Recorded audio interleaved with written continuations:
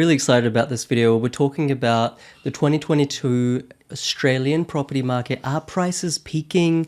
Is the boom ending? Is the boom continuing from last year into 2022?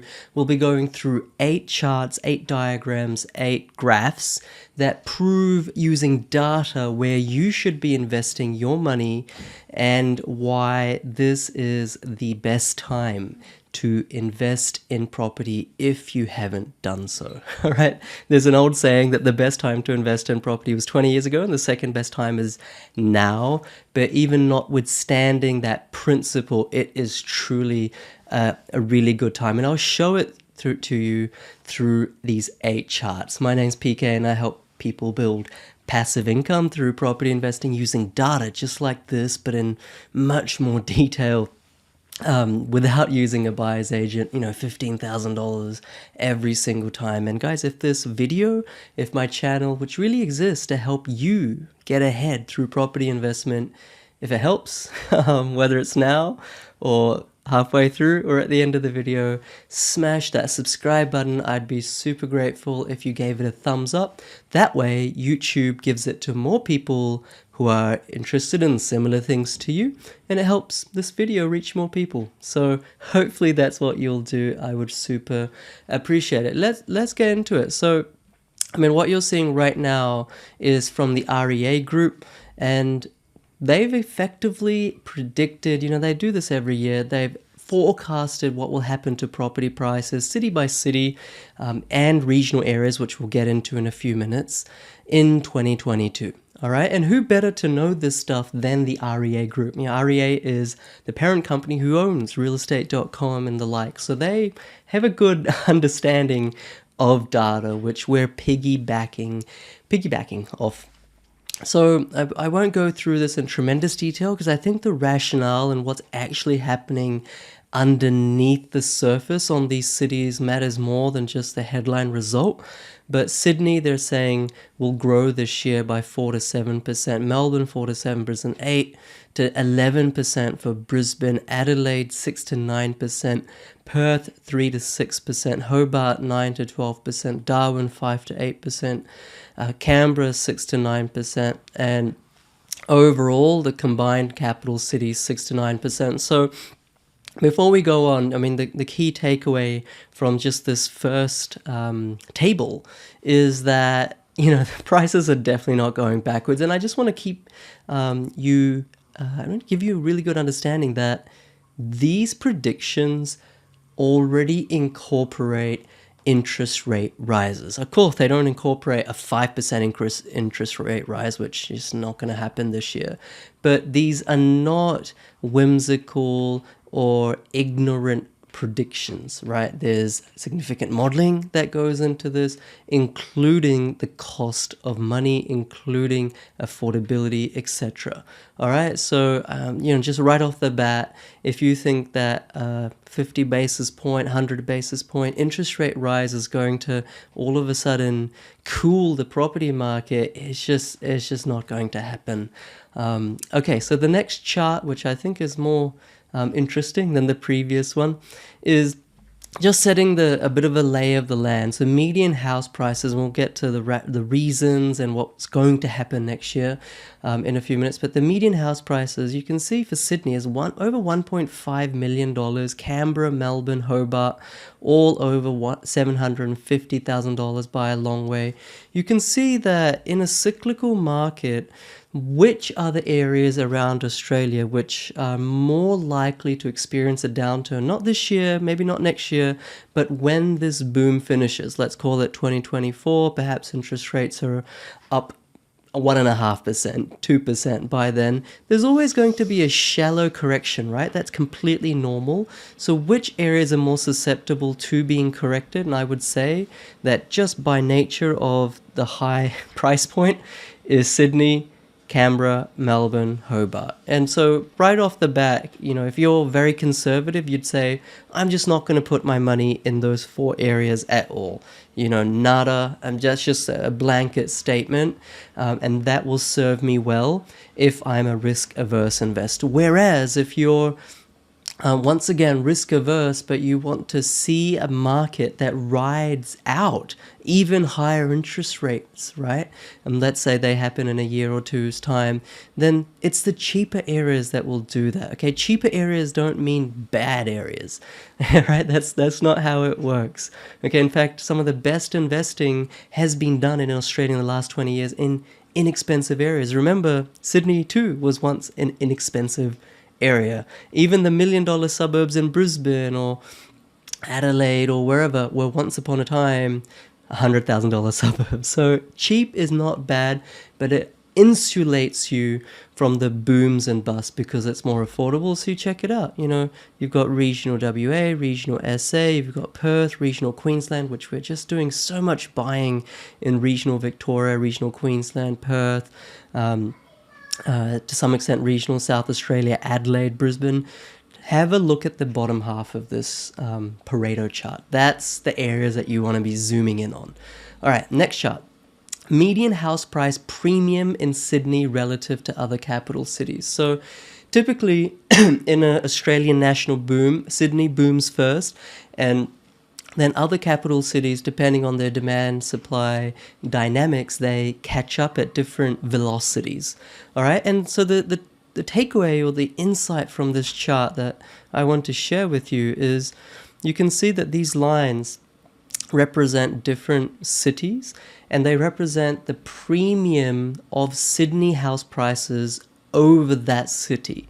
All right, so right now, these light purples like Perth and Adelaide around this area, these premiums, the premium that Sydney house prices have over these two cities is at record highs. What that means is that these areas are due for some very significant growth. Okay, so I've talked about this before. My clients are investing very heavily in places like Perth and Adelaide. Even you can see this blue line, Brisbane, it's the premium is still very high, compared to, let's say, just over 10 years ago.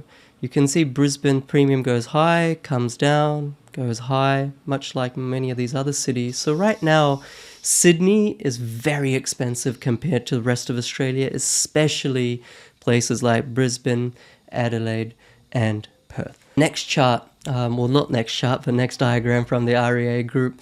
And it's basically saying the same thing, all right? So if you're sort of thinking, look, PK coming across a bit of a spruiker, not sure if I dig this vibe, I just want to say that the REA group is basically agreeing, or rather, I should say maybe I'm agreeing with them.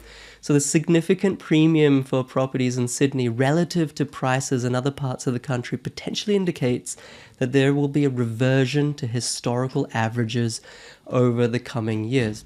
Okay, reversion to historical averages. Well, that means over the long term, regression to the mean. That's how statistics work. No single city, I don't care if it's Sydney or Hong Kong or wherever, it can't grow above average rates forever. Average rates in Australia about 6 to 7%. Sydney has been growing well above 6 or 7% for a long time. It can't continue this because statistically that's not how averages work. It has to mellow out. Okay, so whilst this picture looks amazing, and I'm sure a bunch of us would love to live right here next to the bridge, Sydney Opera House there in the background, realistically, Sydney has got more downside risk, whereas these other cities, like I've just mentioned, have way more upside risk or upside potential. Okay, so smart money is not going into Sydney right now. The next chart is annual change in dwelling prices, combined capital cities versus combined regional areas. What I want to take away from here, what I want you to understand, is that there is so much more upside potential in these other cities away from Sydney, all right, and of course away from Melbourne as well, but also in a more richer extent, there's this potential in regional areas. And, we probably bought 100, 200 properties in regional Australia in 2021. This blue line represents regional. And I want you to understand is that this is the annual change in dwelling prices all the way back from January 1992.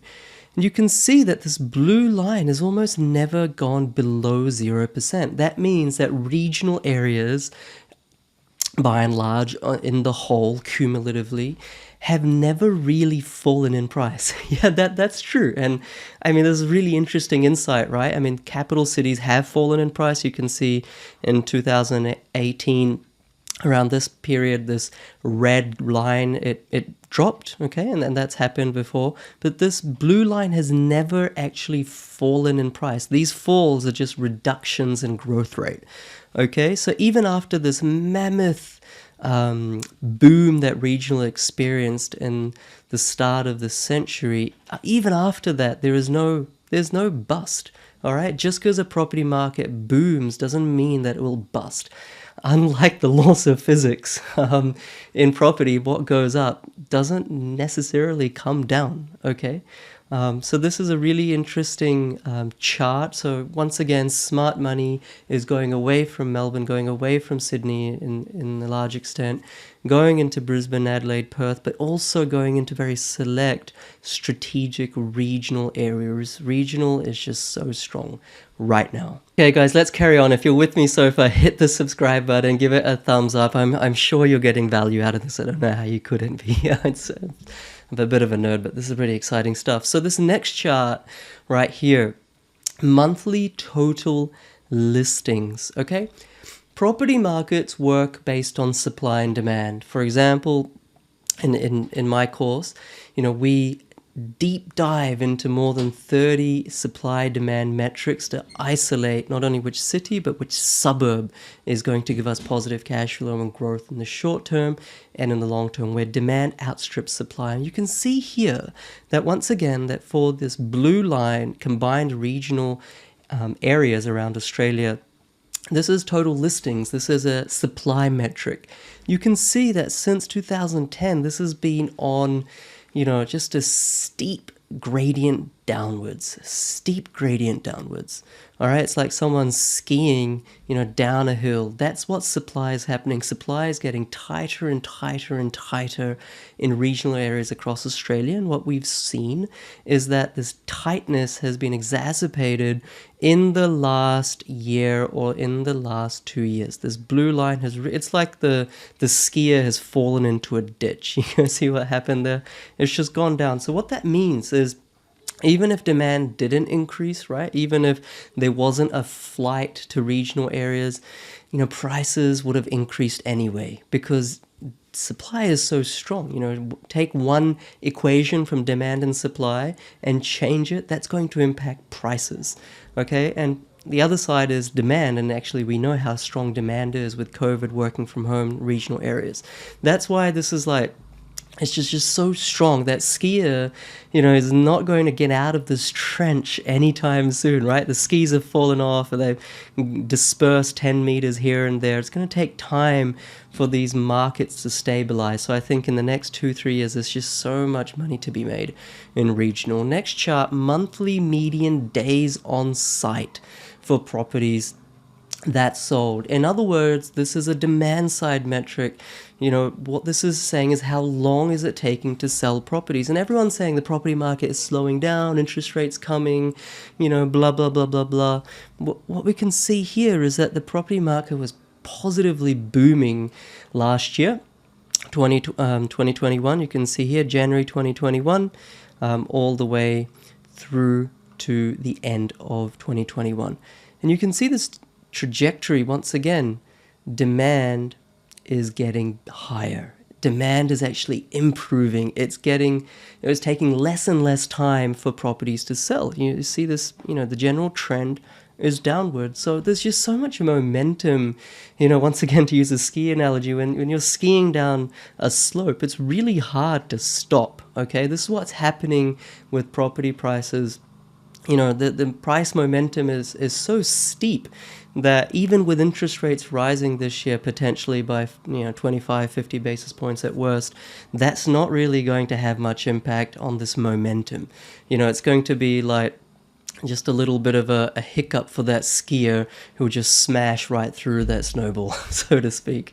And then the last chart that I want to share with you is median days on site, or once again, on market for properties that sold. And this is giving a comparison of December 2020 versus December 2021, last month, or the 1 month just gone. And so the purple is a year ago, and the current or last month is the blue. And you can see that basically for every single market across Australia, demand is stronger last year than what it was 12 or 13 months ago, right? You can see it's taking less time, the blue, less days than the purple. And you can see where this is this effect or this improvement is the most pronounced. Let's see regional SA. There's some great areas to invest in regional SA. You can see places like regional Queensland, Brisbane, regional Victoria, regional New South Wales. Wherever there's the biggest disparity between the blue and the purple line, like regional New South Wales, that's where the demand momentum is strongest, and that's where it's the best to invest for short-term capital growth. And it just so happens that these regional areas, secondary capital cities, are where you get positive cash flow properties as well. So guys, I know that we kind of nerded out. Thank you for nerding out with me. Hopefully these 8 charts elevated your knowledge of property investing.